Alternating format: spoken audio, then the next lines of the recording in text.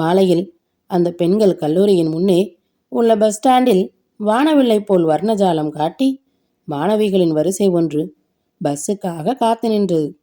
Car வசதி படைத்த மாணவிகள் சிலர் அந்த வரிசையின் அருகே கார்களை நிறுத்தி தங்கள் நெருங்கிய சிநேகிதிகளை ஏற்றிக்கொண்டு செல்கின்றனர். வழக்கமாக கல்லூரி பஸ்ஸில் செல்லும் மாணவிகளை ஏற்றிக்கொண்டு அந்த சாம்பல் நிற வேனும் நிறைகிறது. அரை மணி நேரத்திற்கு அங்கே ஹாரன்களின் சத்தமும் குளிரில் விரைத்த மாணவிகளின் கீச்சுக்குரல் பேச்சும் சிரிப்பொலியும் மழையின் பேரிரைச்சலோடு கலந்தொழித்து அடங்கி போன பின் 5:30 மணிக்கு மேல் 20க்கும் குறைவான மாணவிகளின் கும்பல் அந்த பஸ் ஸ்டாண்டு மரத்தடியில் கொட்டும் மழையில் 10-12 குடைகளின் கீழே கட்டி பிடித்து நெருங்கி அடித்து கொண்டு நின்றிருக்கிறது. நகரின் நடுவில் ஜன நடமாட்டம் அதிகமில்லாத மரங்கள் அடர்ந்த தோட்டங்களின் மத்தியில் பங்களாக்கள் மட்டுமே உள்ள அந்த சாலையில் மழைக்கு ஒதுங்க இடமில்லாமல் மேலாடை கொண்டு போர்த்தி மார்போடு இறுக அணைத்த புத்தகங்களும் மழையில் நனைந்து விடாமல் உயர்த்தி முழங்காலுக்கிடையே செருகிய புடவை குசுவங்களோடு அந்த மாணவிகள் வெகு நேரம் தத்தம் பஸ்களை நோக்கி நின்றனர். வீதியின் மறுகோடியில் பஸ் வருகிற சப்தம் நரநரவென்று கேட்கிறது. ஏய், பஸ் இஸ் கம்மிங் என்று ஏக காலத்தில் பல குரல்கள் ஒலிக்கின்றன. வீதியில் தேங்கி நின்ற மழை நீரை இருபுறமும் வாரி இறைத்து கொண்டு அந்த டீசர்ஸ் அநாகரிகம் வந்து நிற்கிறது.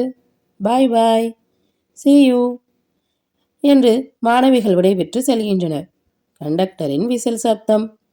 அந்த கும்பலில் பாதையை எடுத்து விழுங்கிக் கொண்டு ஏப்பமிடுவது போல் செருமி நகர்கிறது அந்த பஸ். பஸ் ஸ்டாண்டில் 10-12 மாணவிகள் மட்டுமே நின்றிருக்கின்றனர்.